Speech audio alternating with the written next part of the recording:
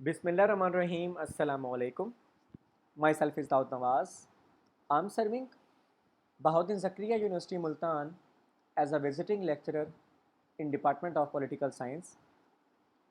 I'm teaching the course of Introduction to Public Policy in class MPA Evening second semester. Hopefully students आप लोग खैरियत से होंगे और आप लोगों के लिए बहुत सी दुआएं अल्लाह ताला जो है आप तमाम के को जो है अपने हिफ्ज़ अमान में रखे, आमीन। जी क्लास आज का जो हमारा टॉपिक है हम उसको डिस्कस करते हैं और आज हम अपने टॉपिक में लेक्चर नंबर 9 में जो मॉडल्स हैं पब्लिक पॉलिसी प्रोसेस के उसको डिस्कस करेंगे।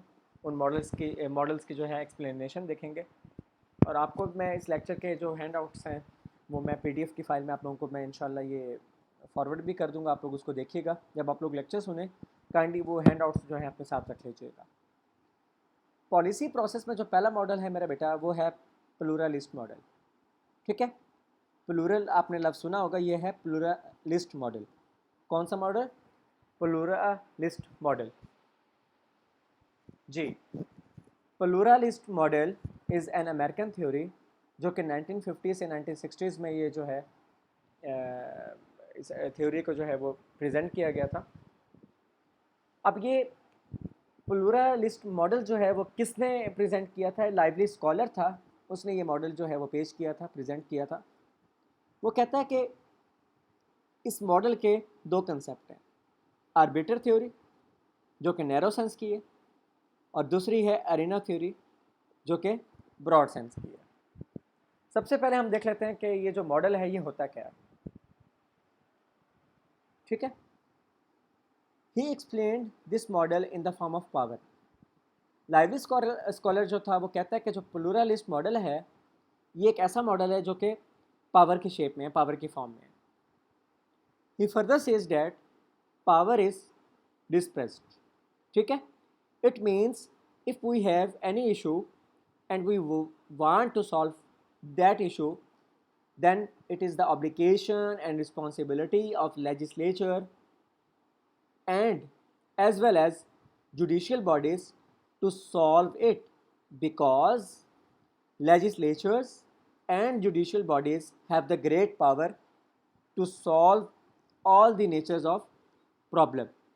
अब यहाँ पर डिस्प्रेस्ड से मतलब है फैलना, कि पावर जो है वो बिग हैंड्स में है, बिग हैंड्स के पास है। ठीक है, अब इसी के साथ साथ अगर हम देखें तो पावर का एक पूरा स्ट्रक्चर है कि हमारी लेजिस्लेटिव बॉडीज़ हैं जो कि हमारा पार्लियामेंट है, हमारे जुडिशियल बॉडीज़ हैं जो कि हमारी कोर्ट्स हैं, इसके बाद हमारी एग्जेक्टिव बॉडीज़ हैं जो कि हमारी रनिंग गवर्नमेंट होती है, इसी के साथ साथ फेडरल गवर्नमेंट जो कि स्टेट्स के अंडर आती है, पुलिस होती है जो कि हमारी इंटरनल सिक्योरिटी करती है, ब्यूरोक्रेटिक बॉडीज़ हैं जिसमें हमारे डिपार्टमेंट्स आ जाते हैं मुख्तलिफ गवर्नमेंट के जो हमारे पब्लिक डिपार्टमेंट्स हैं, रीजनल और लोकल गवर्नमेंट आ जाती है जो कि डिवीजनल लेवल, डिस्ट्रिक्ट लेवल, तहसील लेवल और यूनियन काउंसिल लेवल पे काम करती है, और हमारी एडमिनिस्ट्रेटिव एजेंसीज आ जाती हैं लाइक NGOs हो गए। अब जो ये स्ट्रक्चर है, it is the structure of powerful decision makers who can solve the issues, problem, conflict and agendas of the public. All of them have a big authority or power to solve the problems and they are the policy makers of and make the policies for the public. जी बेटा, arbiter theory. Arbiter theory is the narrow sense theory, और यहाँ पे उसने एक बड़ी ज़बरदस्त example दी है लाइवली ने। वो कहता है कि our state is an arbiter land and it has different departments, for example administrative, legislative and executive. इसी के साथ साथ जो अरीना थ्योरी है, it is the broad sense theory. It means power moving from one to another state, mutual relationship between states and countries. ठीक है, power cover one country to an international level. It is an international level theory. There is a mutual negotiation between the states. Clear?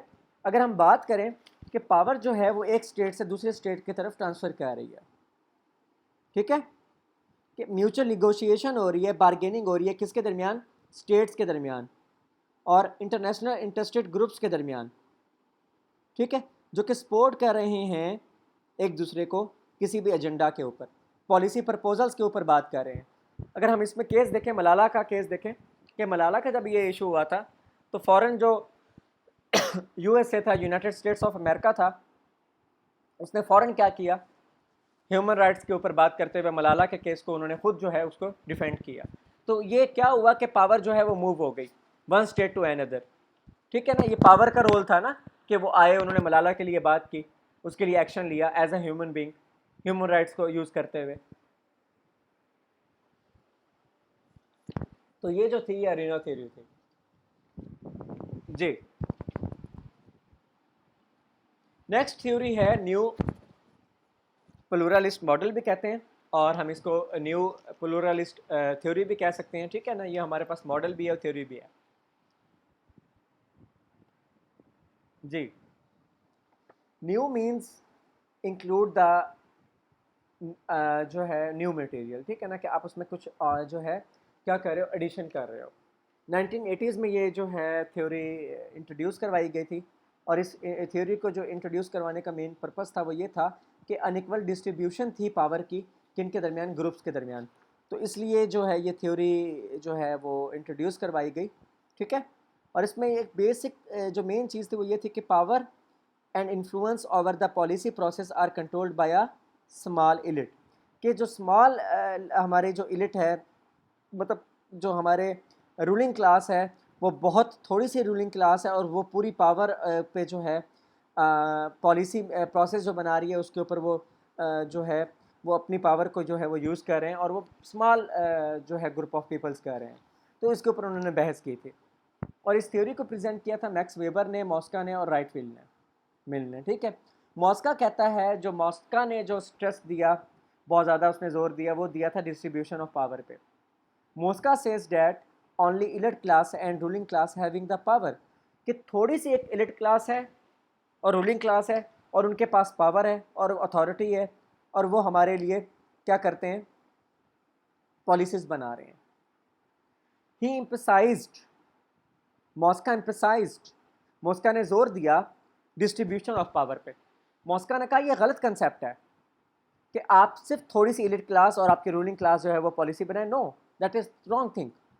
We have need of the distribution of power, हमें ज़रूरत है distribution of power की। ठीक है, all big power sports there on interest, कि जितनी भी big powers हैं इन इलिट क्लास के पास, इस रूलिंग क्लास के पास, ये क्या करते हैं, ये अपने इंटरेस्ट को, अपने जो इनके जो इंटरेस्ट्स हैं, ये उनको सपोर्ट करते हैं। ये पावर जो है ये गलत यूज़ हो रही है। ठीक है, तो वो कहता है कि ये पावर जो है इसको क्या किया जाए, डिस्पर्स्ड किया जाए, पावर को जो है दूसरे हाथों में भी देना चाहिए। Clear? Mosca further says that elite class politicians, government ministers, officials, lawyers, military leaders, media owners, and powerful business interests directs, lead, and control the power and use this power for their own interest। Clear हुआ कि जितने भी ये classes हैं ये अपने on interest को देखते हैं, ये हम लोगों के इंटरेस्ट को नहीं देखते। इसके बाद मेरा बेटा कंसेप्ट आया था जो कि मैक्स वेबर ने दिया था। मैक्स वेबर कहता है कि power is located with in the large bureaucracies, कि पावर जो है वो लार्ज ब्यूरोक्रेसीज के गिर्द घूम रही है। ठीक है, ये किसने कहा, वेबर ने कहा। वेबर कहता है कि the growth of big government, large business corporations and large scale military establishment has been occupied by the growth of rule-driven bureaucracies, again controlled by a relatively small number of administrative elites। कि जितने भी हमारी ये government है, हमारी military है, या हमारे लार्ज बिजनेस कॉरपोरेशंस हैं, पावर इनके गिर्द घूम रही है। यही लोग पावर जो है वो अपने हाथों में लेके अपने लिए ये यूज़ कर रहे हैं, अपने इंसेंटिव्स के लिए यूज़ कर रहे हैं, और ये डोमिनेट इन्होंने जो है डोमिनेट किया हुआ है अपने मकासद को, उसी को फुलफ़िल कर रहा है। तो वेबर ने भी कहा कि पावर को जो है वो डिस्ट्रीब्यूट किया जाए। राइट मिल ने क्या कहा, उसने एम्फेसाइज किया इंटर रिलेशनशिप पे, किसके दरमियान, लीडर और इंस्टीट्यूशंस के दरमियान। राइट मिल कहता है कि एक इंटर रिलेशनशिप होना चाहिए लीडर्स के दरमियान और हमारे इंस्टीट्यूशंस के दरमियान। ठीक है, वो कहता है कि कोई भी एक ऐसी ऑर्गेनाइजेशन नहीं है जो लीडर के बगैर चल सके, और ये ज़रूरी है हमारे एलिट क्लास के लिए, हमारे लीडर्स के लिए, कि वो हमारे इश्यूज़ को देखें, डिफरेंट किस्म के इश्यूज़ को देखें, हमारे इंटरेस्ट को देखें, ठीक है, हमारे कन्फ्लिक्ट्स को देखें और उसको सॉल्व करें।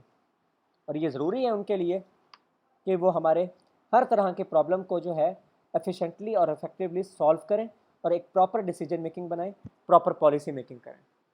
इसी के साथ जो हमारा लास्ट मॉडल है वो है जी कॉरपोरेटिस्ट model.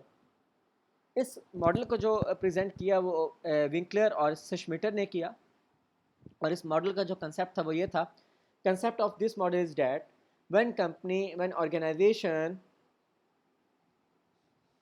purchase anything for the beneficial of their all employees, that is corporate customer, but if individually anyone employee purchase it, that is not a corporate customer। अब इसको समझाने का तरीकाकार ये है कि मैं आपको इसमें एक चीज़ बता दूं। इसमें ये था कि जो हमारी गवर्नमेंट है, ठीक है, जो हमारी स्टेट है, ये स्टेट के लिए ज़रूरी है कि वो क्या करें कि वो कोई भी जो पॉलिसी बनाए वो सबके लिए इक्वल बनाए, सब पूरी जो आपकी पब्लिक है उसकी बेनिफिट के लिए वो पॉलिसी बनाए। आप ये नहीं कह सकते कि ये पॉलिसी एलिट क्लास के लिए है, ये मिडिल क्लास के लिए है, ये लोअर क्लास के लिए है। जो भी पॉलिसी बने वो इक्वल पॉलिसी बननी चाहिए। ठीक है, इसी के साथ साथ जो विंकलर था, इसने कंसेप्ट दिया था डेवलपमेंट ऑफ मार्केट्स का। ठीक है, Winkler says that solve out the problems of individuals is very difficult because in this situation there are different kind of opinions from every person and more time is consumed.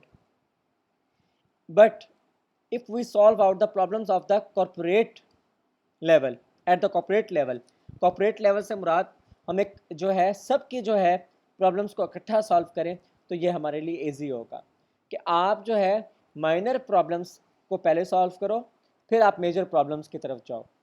आप देखो कि हमारी minor problems क्या हैं, फिर आप major problems को solve करो। इसी के साथ साथ जो श्मिटर था, इसने कहा था कि स्टेट के अंदर कॉपरेशन होनी चाहिए।